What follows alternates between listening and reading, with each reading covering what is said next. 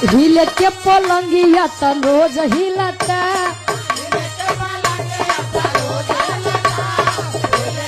क्या बात है।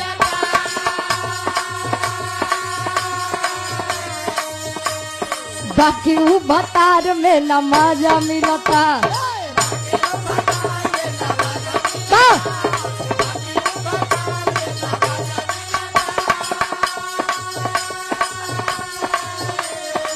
हिले के पलंगिया त रोज हिलता बाकी ऊ भतार में न मजा मिलता।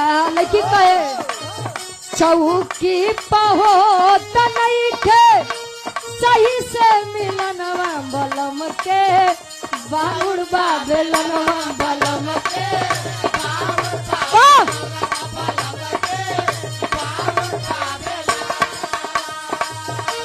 बलम के बाहुर बेलनवा बलम के